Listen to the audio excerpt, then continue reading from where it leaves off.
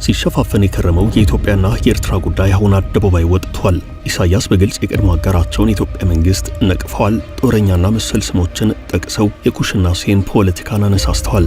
ባህር በርና የአባይ ጉዳይ ከአሁኑ ግርግር ጋር የሚያያዙ ናቸው ብለዋል። 34ኛ የኤርትራ ነጻነት በዓልን አስመልክቶ ባሰሙት ንግግራቸው ከወቅቱ ጋር የማይሄድ ነው የተባለ አገላለጽ ተጠቅመዋል። የተዘጉ ድንበሮች ስለመከፈታቸው የህወሓት አንዳንድ ሰዎች አስመራ መጋበዛቸውና አዲስ አሰላለፍ እየመጣ ነው እየተባለ ባለበት በአሁኑ ሰዓት አስልተው ይናገራሉ የሚባሉት ኢሳያስ አንድ የጀዋርን ቃል ተውሰዋል። የንግግራቸው ያልተጠበቀ ነው፣ አሁን እየተፈጠረ ነው ለሚባለው አዲስ ጥምረትም እንቅፋት የሆነና እሳት የጫረ ነው ተብሏል። ጀዋር መሐመድ ስለ ሁሉም የፖለቲካ ጉዞ አይጸጽተኝም እንዳሉት ሁሉ ኢሳያስ ጦራቸው ኢትዮጵያ ውስጥ በመግባቱና በጦርነቱ በመሳተፉ አይጸጽተንም ብለዋል። ታዲያ ይህ የኢሳያስ ንግግር እሳት ጭሯል። ለምን እሳት ጫረ? ቀጣይ የኢትዮጵያና የኤርትራ ጉዳይ ወዴት ሊያመራ ይችላል የሚለውን በጥቂቱ እንመለከታለን። አብራችሁን ቆዩ።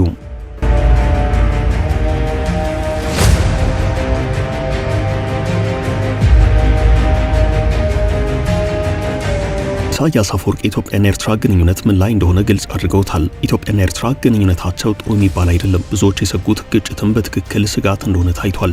ኢሳያስ አሁን የኢትዮጵያ መንግስት ጋር ግንኙነት እንደተቋረጠ አረጋግጠዋል። ለዚህ ብዙ ምክንያት ቢኖርም የቀይ ባህር ጥያቄ ግን ኤርትራ ቀይ መስመር አስመራ ከኢትዮጵያ መንግስት ጋር እንድትለያይ እንዳደረጋት መረዳት ይቻላል። ታዲያ ኤርትራ ላለፉት 2 ዓመታት ድንበሯን ከርችማ ቆይታለች።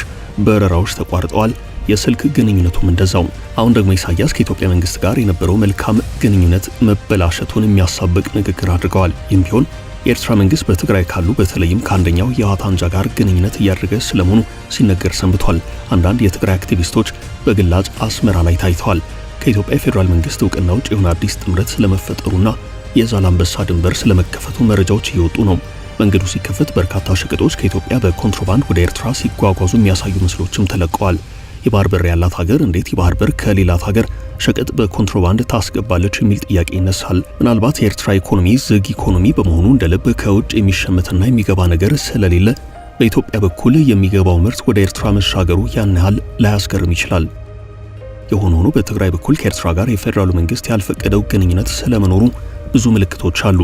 ጊዜ አስተዳደሩ ይህን አይነት ግንኙነት ስለመኖሩ በአስቸኳይ መቆም እንዳለበት መግለጫ አውጥቷል። የሆነ ሆኖ ግን ግንኙነቱ ስለመቀጠሉ የሚያሳዩ መረጃዎች አሉ።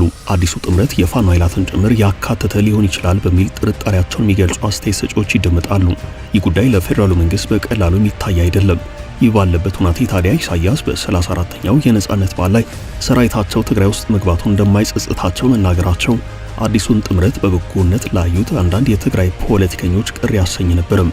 ይህን ተከትሎ አንዳንድ የትግራይ ፖለቲከኞች ኢሳያስ መቼም ቢሆን አቋማቸው ሊቀይሩ እንደማይችሉና ሊፈጠር የተፈለገው አዲስ ጥምረትን በጥንቃቄ መታየት እንዳለበት እየመከሩ ነው። ኢሳያስ የኤርትራ ሰራዊት ትግራይ ውስጥ ገብቶ ሰርቶታል የተባለውን ጥፋት አምነው ይቅርታ ይጠይቃሉ የሚል እምነት በብዙዎች ዘንድ የነበረ ቢሆንም እርሳቸው ግን ልክ እንደ ጀዋር መሐመድ አይጸጽተኝም ብለዋል። ኢሳያስ ቃል በቃል የኤርትራ ህዝብና መንግስት ለታሰበው ለውጥ ያልተቆጠበ ድጋፍ በማድረጉ አይቆጨንም ብለዋል። በትግራይና በአማራ በአፋር በተካሄደው አውዳሚ ጦርነት በተለይም ትግራይ ውስጥ በደረሰው ውድመት የኤርትራ ሰራዊት ከባድ የሚባል ወቀሳ ይቀርብበታል። ጌታቸው ረዳ በቅርቡ ከፋና ቴሌቪዥን ጋዜጠኛ ሳሙኤል እንዳለ ጋር በነበራቸው ቆይታ ትግራይ ውስጥ ገብቶ የነበረው የኤርትራ ሰራዊት 30 ዓመት ወደ ኋላ መልሳቸውናል፣ 40 ዓመት ወደ ኋላ እንመልሳቸዋለን ይል እንደነበር ተናግረዋል። በየገቡበት ከተማም ይህን ይጽፉ እንደነበርና በትግራይ ውስጥ በከፍተኛ መጠን ሴቶችን የደፈሩት የኤርትራ ሰራዊት አባላት መሆናቸውን ተናግረው ግፋቢል የኤርትራ መንግስት ለዚህ እውቅና ሊሰጥና ጸጸት ሊሰማው ይገባ ነበረ ብለዋል። ጌታቸው ረዳ በዚህ የቴሌቪዥን ቆይታቸው ትግራይ ውስጥ ከተደፈሩ 100 ሴቶች መካከል በአማካይ 76ቱ የተደፈሩት በኤርትራ ሰራዊት ነው ብለዋል። ይህም በቀጥታ በሚታወቁ ጄኔራሎች ትዕዛዝ አማካይነት ሆነ ተብሎ የተደረገ እንደነበር በመናገር ከኤርትራ ጋር ግንኙነት ለመፍጠር ሲታሰብ ግፋቢል ለዚህ ጸጸት ሊሰማ ይገባል፣ የኤርትራ መንግስት ይቅርታ ሊጠይቅ ይገባዋል ብለዋል። ጌታቸው ረዳ ከኤርትራ ሰራዊት ጋር ግንኙነት ከመፈጠሩ በፊት ለሰሩት ግፍ እውቅና መስጠት፣ ይቅርታ መጠየቅ ወይንም ንስሐ መግባት አለባቸው። ይህ ባልሆነበት ሁናቴ ከኤርትራ ሰራዊት ጋር ግንኙነት መፍጠር አስፈላጊ አይደለም ብለው ነበርም። ጌታቸው ይህን ያሉት ከኢሳያስ አፈወርቂ ንግግር ቀደም ብሎ ነው። ይህን ተከትሎ ኢሳያስ በንግግራቸው በትግራይ ሰራዊታቸው ገብቶ ስለፈጠረው ነገር ግፋቢል ይቅርታ ሊጠይቁ ወይ ደግሞ ስህተት ሰርተናል ሊሉ ይችሉ ነበር የሚል እሳቤ ያላቸው አስተያየት ሰጪዎች አሉ። ሆኖም ኢሳያስ በግላጭ አይጸጽተኝም አይጸጽተንም ብለዋል። ሰራዊታቸው ጦርነት ውስጥ በመሳተፉ የብልጽግና መንግስት ህወሓትን ከ4 ኪሎ ሲገፋ ተባባሪ በመሆናቸው በአጠቃላይ ለብልጽግና መንግስት ላደረጉት ድጋፍ ጸጸት እንደማይሰማቸው ተናግረዋል።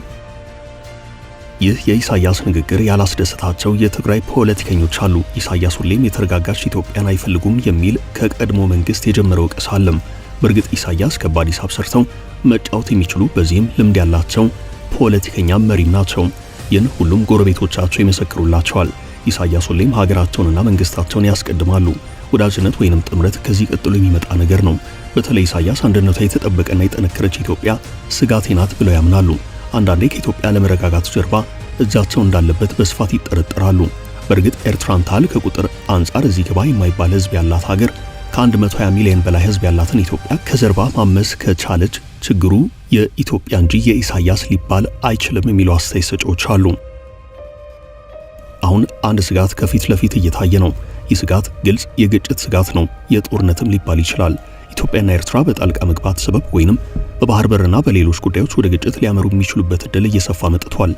ጀዋር መሐመድ ሁለቱ ሀገራት ወደ ግጭት ሊገቡ የሚችሉበት እድል ከመቼውም ጊዜ በላይ የቀረበ በመሆኑ ዓለም አቀፍ ተቋማትና ሌሎች አካላት ከወዲሁ አንተምተው በማለት ግጭቱን እንዲያስቀሩ ጥሪ አድርገዋል።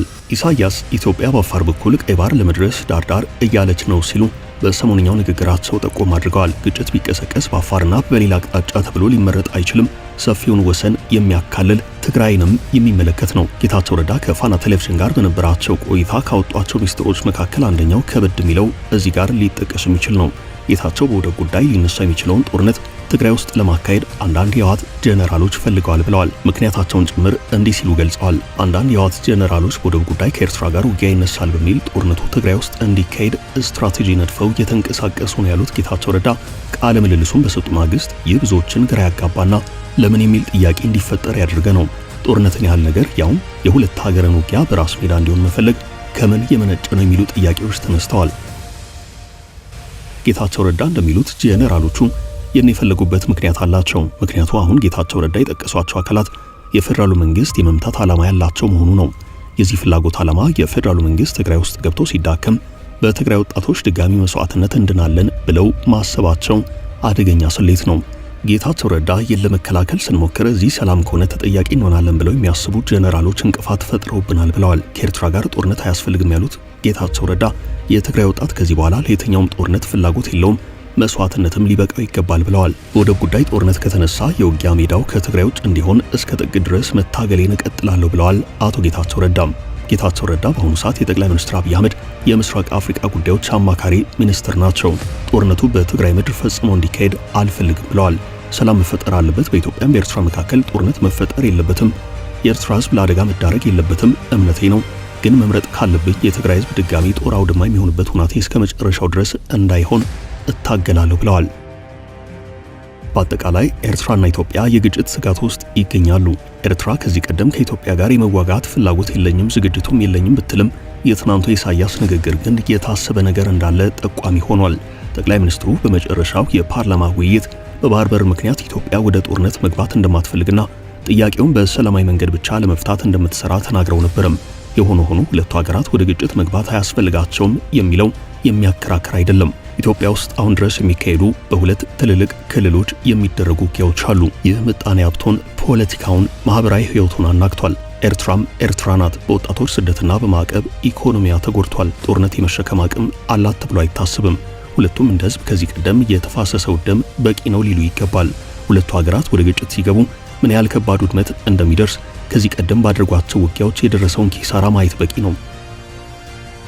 ሆኖም ከዚህ በኋላ ሊኖር የሚችለው ውጊያ ግን የኤርትራና የኢትዮጵያ ብቻ ሊሆን እንደማይችል የብዙዎች ግምት ነው። ከጀርባ ያሉ በተለይ የአረቡ ዓለም ሀገራት በዚህ ጦርነት በቀጥታም ይሁን በተዘዋዋሪ ተሳታፊ መሆናቸው እንደማይቀርና ከአረብ ሀገራቱም በተጨማሪ የምዕራብ ዓለም መንግስታት የየግል ጥቅማቸውን አስልተው በዚህ ግጭት ውስጥ መሳተፋቸው እንደማይቀር፣ በዚህም ከእስከዛሬ ሁሉ የከፋ ነገር ሊከተል እንደሚችል ብዙዎች እያሳሰቡ ነው። ሩቅ መሄድ ሳያስፈልግ የሱዳን ጉዳይ ለዚህ ምሳሌ ሆኖ መጠቀስ የሚችል ነው። ሆኖም በኤርትራና በኢትዮጵያ መካከል ሊከተል የሚችል የትኛውም ግጭት ከሱዳንም የከፋ ነገር ሊያስከትል ይችላል ተብሏል። እርግጥ አውዱ የሚለያይ ነው። ሱዳን እየተፈተነች ያለችው በገዛ ልጆቿ ነው። የእርስ በርስ ጦርነት ውስጥ ነው የምትገኘው በሁለት ጄኔራሎች ሳቢያም። የኢትዮጵያና የኤርትራ ጦርነት በሁለት ሀገራት መካከል ሊካሄድ የሚችል ግጭት ነው። ይህ ደግሞ የግጭቱን መጠንና አይነት ከሱዳንም የከፋ ያደርገዋል። በዚህ የተነሳ በምስራቅ አፍሪካ ከባድ ቀውስና መከራ ሊያስከትል እንደሚችል ሳይታለም የተፈታ ነው። አበቃን። መልካም ጊዜ ተመኘን።